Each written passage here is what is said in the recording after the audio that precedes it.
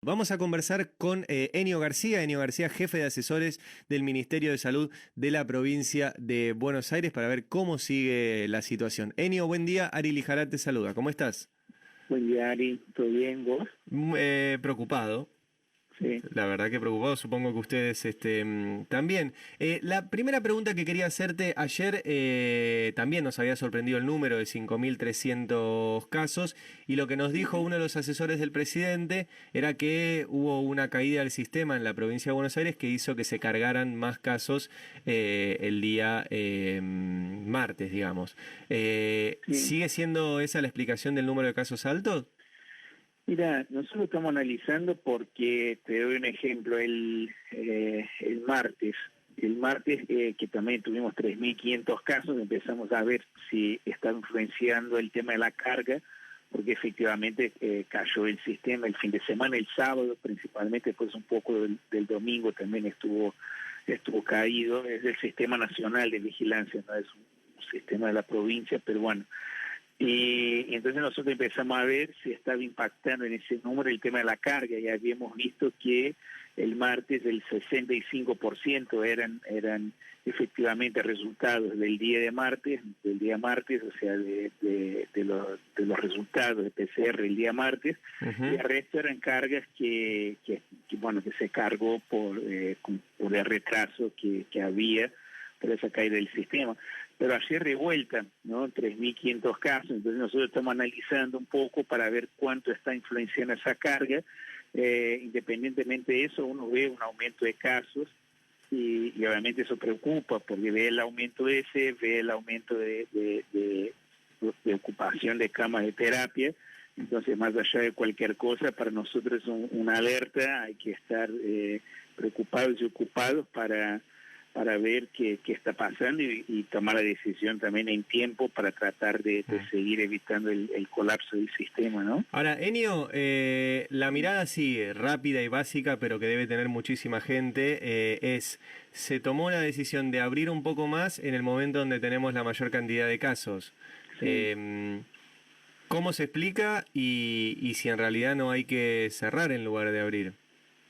Sí, mira, nosotros tomamos esa decisión de cerrar, veníamos viendo desde el comienzo de junio que estaba acelerando bastante la velocidad de contagios y en un momento había tocado el 60% de ocupación. Con esa aceleración nosotros habíamos hecho unas proyecciones y visto que, bueno, de seguir ese ritmo, nosotros a mediados de julio colapsaríamos. Entonces el freno claramente tuvo un efecto porque no colapsamos, bajó la velocidad de casos, pero cuando se abre de vuelta, cuando se flexibilizamos de un plafón mucho más alto del que habíamos visto en su momento, ¿no? Entonces lo que uno tiene que estar atento, obviamente, a la cantidad de casos, es un indicador que hay que estar mirando, pero entiendo que el indicador más importante es la velocidad, porque a ver, por ejemplo, nosotros estamos viendo que cerca de un 3% de las personas que se infectan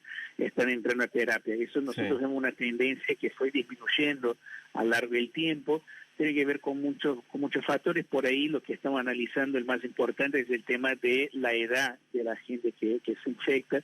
Como por lo general la mayoría son personas jóvenes, el porcentaje de ingreso es menor. Pero una cosa es el 3% de 2.500 hasta 3.000 personas que el sistema todavía tiene capacidad de absorber.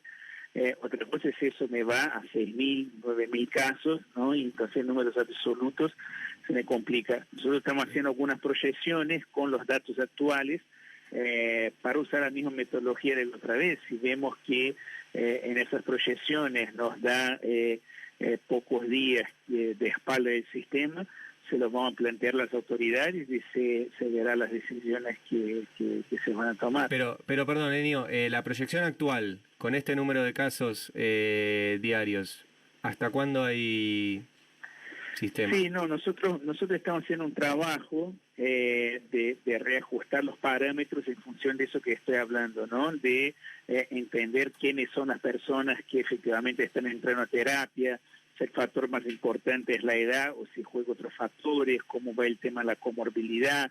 Entonces, cuando uno hace proyecciones, proyecta, o sea, en función de algunos parámetros, de algunos supuestos, estamos revisando esos supuestos para hacer una proyección lo más finita posible. Siempre es una proyección, siempre hay un error, pero bueno, nosotros queremos ajustar cada vez más para estar cada vez más cerca de la realidad, más en ese contexto donde, bueno, hay un hartazgo de la gente con el tema de las restricciones.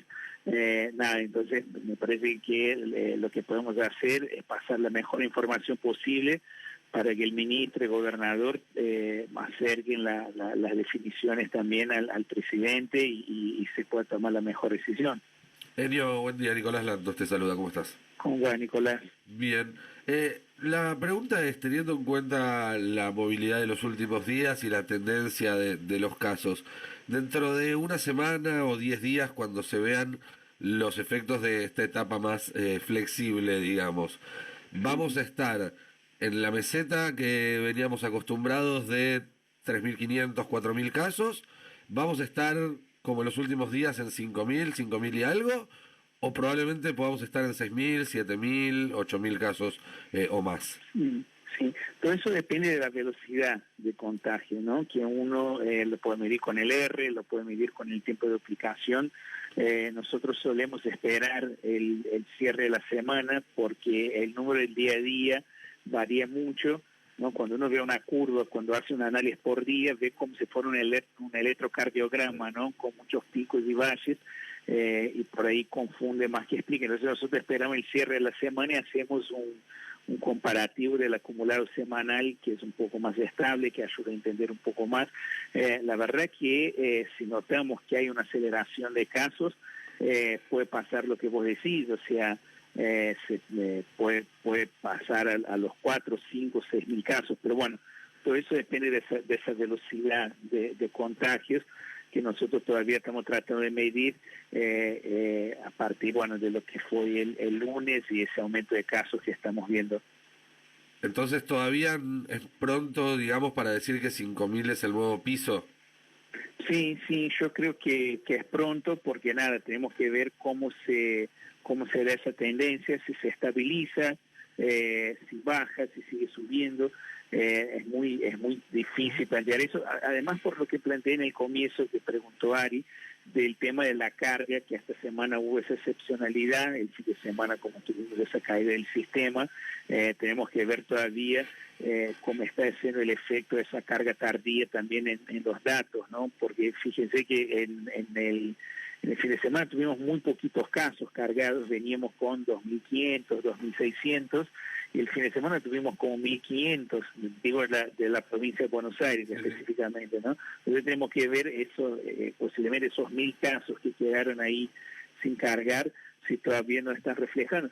Insisto, por más que esté reflejando, claramente se ve una suba de los casos. Lo que por ahí confunde, necesitamos esperar, es a ver cuánto está impactando esa suma en los últimos 2 días, y cuánto es netamente el tema de los aumentos de casos. Con eso vamos a poder calcular la velocidad y tener una idea más acabada de cómo viene la mano. ¿Qué tal, Enio? Buen día, Lucía Rodríguez Bosch. ¿Cómo va, Luciana? Buen día. Bien. Quería consultarle en estos momentos cómo es la articulación entre el sistema público y el privado, ya que últimamente los números que nos daban hablaban de una mayor saturación del sistema privado de salud, si ya se han dado algunas derivaciones o cómo es el trabajo diario. Sí, el dato es igual de ocupación del AMBA que da Nación. Es el dato considerando la ciudad de Buenos Aires también, ¿no? El AMBA como la ciudad de Buenos Aires y los 40 municipios del conurbano que forma el AMBA. Nosotros miramos solo el lado de la provincia, estamos en un 60%, y eso lo vemos por el sistema de gestión y monitoreo de camas, que ahí está el privado también, y más allá de que el privado está cargando, la verdad que tenemos más del 90% ya de adherencia del sector privado al sistema de camas. También hubo ese decreto del gobernador que a través del IOMA da una ayuda para sostener el funcionamiento del sector privado de la salud, y en esa ayuda está la condición de que el privado atienda a los pacientes independientemente de la obra social. Todavía no es algo que esté pasando de manera masiva, de hecho uno sabe que más del 60% de la población ahí, de la provincia tiene cobertura de obra social. Entonces hay algunas clínicas privadas que ya están llegando a su saturación, pero atendiendo los pacientes que tienen obras sociales. En el público también hay algunas instituciones ya que llegaron a un nivel de saturación alto, pero bueno, todavía hay espalda, porque bueno, como tratamos de integrar el sistema, por más que en algunos municipios la ocupación es más alta, está esa posibilidad y se está dando del traslado entre municipios del conurbano. O sea, por ahora, como dije, el traslado hacia privados no viene siendo necesario, no viene siendo una regla, pero si en algún momento se hace necesario, están todas las condiciones dadas para hacerlo. Enio, se está hablando también mucho de las vacunas en las que se están trabajando en Oxford. Rusia ayer avanzó que tiene 3 en fase 5. Hay que pensar igual que esto estaría ¿para cuándo? ¿Para el invierno que viene? ¿Tenemos que imaginarnos al menos un año más del coronavirus entre nosotros? Sí, imagínense que por lo general el desarrollo de una vacuna tarda entre 5 y 15 años, ¿no? Igual en ese contexto está todo el sistema científico, la industria farmacéutica, todos miran el coronavirus y hay como un desarrollo espectacular, una velocidad tremenda de desarrollo de nuevas tecnologías para combatir eso, ¿no?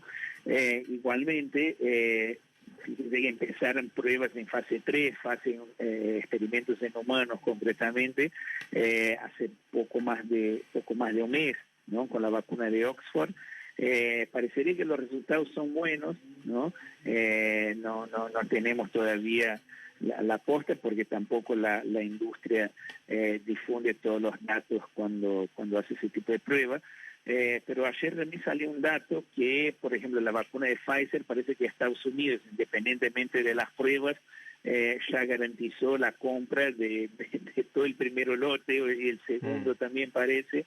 Entonces está eso también, ¿no? Hay que ver cómo va a funcionar el tema de la industria en ese contexto, si se va a comportar como se vino comportando las últimas décadas, con el tema de las patentes, con el tema de el monopolio de la producción, o si va a haber alguna movida global de, bueno, todo bien, pero acá hay una crisis, están todos los países pasando una condición terrible, esa crisis sanitaria impacta también social y económicamente. Bueno, rompamos las patentes y encontramos la vacuna que empiece a producir en masa, no solo el laboratorio que la desarrolló, sino que todo el sistema productivo del área de la salud, ¿no? Porque si no va a ser muy complicado si vamos a depender de una industria o dos industrias, que además, bueno, después genera también la desigualdad entre los países. Sí, claro. Que,